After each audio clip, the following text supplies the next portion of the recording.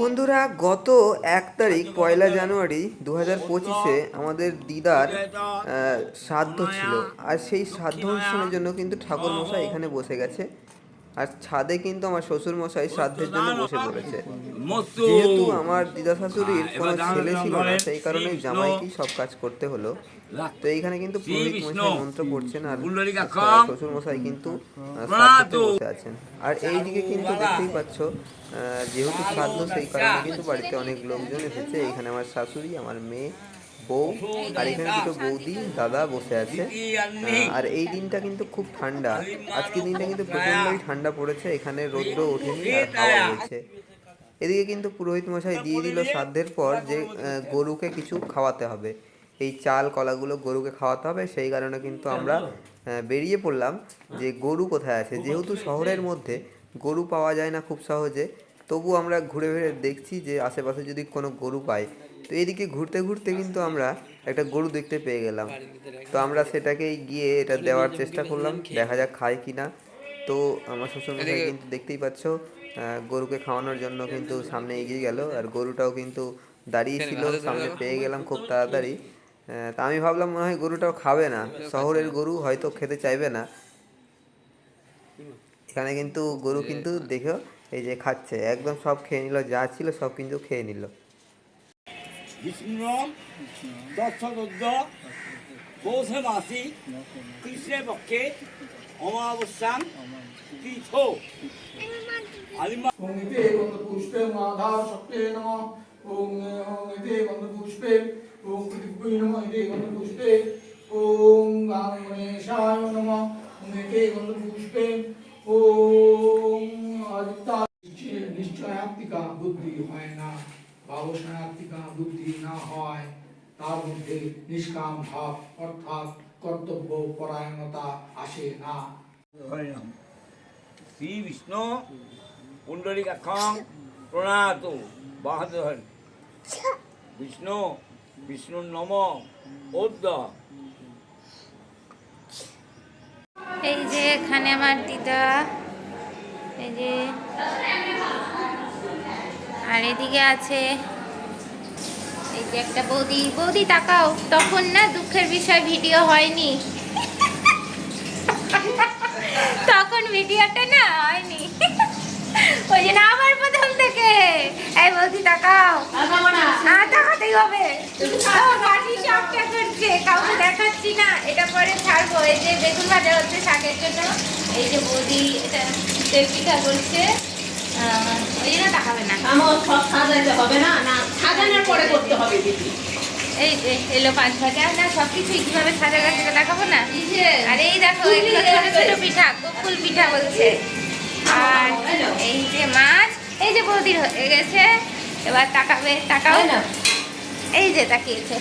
তোমার লাগবে না? না না এই যে হয়ে গেছে ঠান্ডা। এখানে ওই যে ওই যে ওই যে ঠান্ডা। হ্যাঁ দেখেছি আমি একটা থালে ওগুলো সাজায়। ও থালা দিব? এই যে এটা তিন তেল পিঠা, গোকুল পিঠা, পাটি সাপটা। ঠিক আছে। আর এই যে এখানে আছে শাক। আমাদের রান্না দাও ঠিক দিয়ে কখন হয়ে যেত, খালি হচ্ছে তোমার। এই যে এটা হচ্ছে মন্দির। আর এই যে এখানে দিদি বোন খেলা করছে। মোবাইলটা কোথায় রাখি?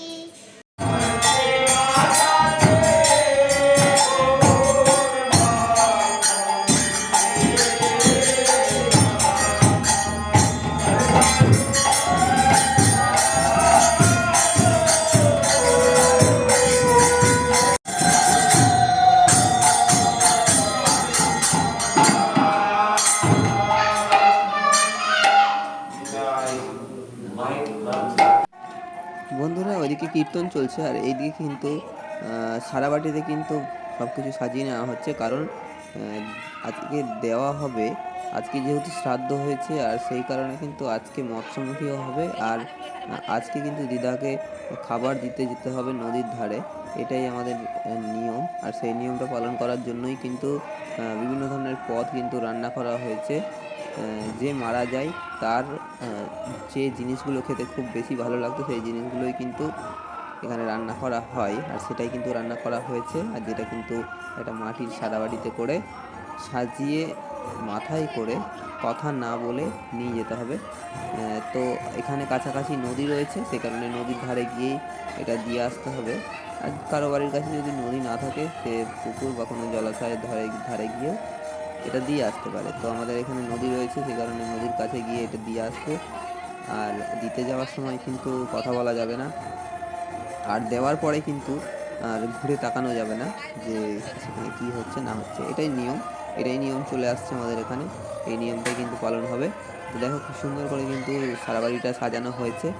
আর এটা এখন নিয়ে যাব আমরা কয়েকজন মিলে। তো চলো এটা এখানে দিয়ে দিই।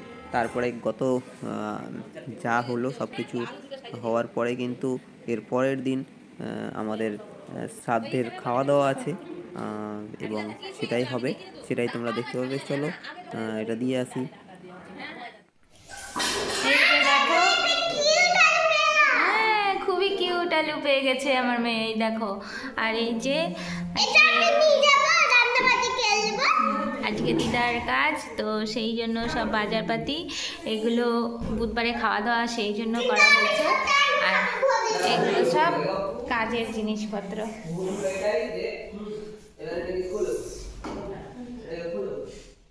আর এইদিকে দেখো কত কাঁঠাল, ফুলকপি, আলু, বেগুন, কলা। আর আমার মেয়ে সকাল সকাল উঠে গেছে কাজ করতে। হাই নিশিতা, এ ঘরে কে থাকতো বলে দাও? আমি বম্মা থাকতে যদি লেবু দিয়ে তখন হচ্ছে ঘুমানো তখন বলছো তো এখানে থাকতো দিদা। তো দিদাকে যখন ডাকতো আমার মেয়ে তখন বলতো ঠান্ডা লাগছে, সেই কথাটাই বললো।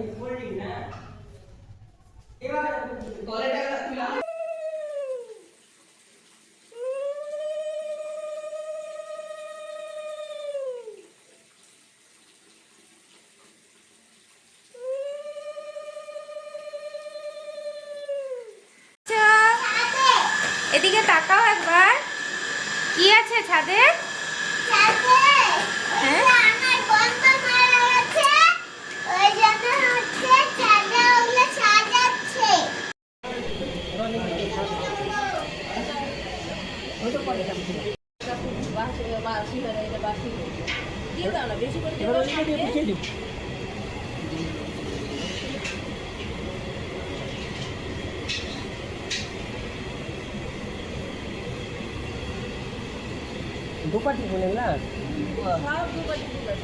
ভালো লাগছে ফুলগুলো, আবার সুন্দর। দেখো এখানে রান্না হচ্ছে, এখানে আচ্ছা এই দেখো এই যে ফিশ রান্না হচ্ছে, ফিশ দেখেছ? কত ফিশ, কত ফুলকপি, লেবু, এখানে টমেটো কাটা হয়েছে, এখানে লেসি খেজুর, এখানে হচ্ছে মাছ ভাজা তুলছে কাকু। আর বাকি আরো 3 জন মাসি আছে ওপরে। কই ঋষিতা? এই দেখো আমার মেয়ে চলে গেছে ওপরে। আস্তে আস্তে চলো চলো চলো। ওরা থাকে নেই আছে তো, দেখো ছাদে তিনটা ঠাম্মি আছে, দেখো দেখো, দেখেছ? এই দেখো তোমার ফেভারিট চিংড়ি মাছ। চিংড়ি মাছ হ্যাঁ, আমার মেয়ে খুব ভালোবাসে চিংড়ি মাছ খেতে। লেবু বাগানের ওখানে। এই দেখো ওখানে কি হচ্ছে, মাছের উৎপাত দেখেছো বন্ধুরা? মাছের উৎপাত বলছি, মাছের জন্য কাকের উৎপাত। এখানে হচ্ছে মাছের তেল, তারপরে কত তেল। খোপরা দেয়নি মাসি না? দেখছি তো খোপরা ভালো লাগে, তেল ভালো লাগে না। এই দেখো দিদিটা কই আসছে? দিদিটা আসবে, দিদিটা দুপুরে আসবে। আর এই দেখো বাইরের ওয়েদার, খুব দুষ্টু, খুব দুষ্টু। তো তুমি লাঠি দিয়ে তাড়াও, এই যে এটা দিয়ে এরকম করে মারবা কাক আসলেই, ঠিক আছে? হ্যাঁ একটা কাক নিয়ে চলে গেল। হ্যাঁ নিক ওটা, এবার আসলে মারবা। এই দেখো কত সব কাক উৎপাত করছে।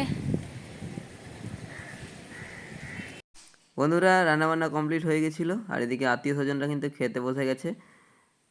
আর এই ছিল আমাদের আজকের ভিডিও। দিদার শেষ কাজ এখানেই শেষ হলো। ভিডিওটা যদি তোমাদের ভালো লাগে অবশ্যই লাইক করো, কমেন্ট করো, সবার সাথে শেয়ার করে দাও। অনেক অনেক ধন্যবাদ।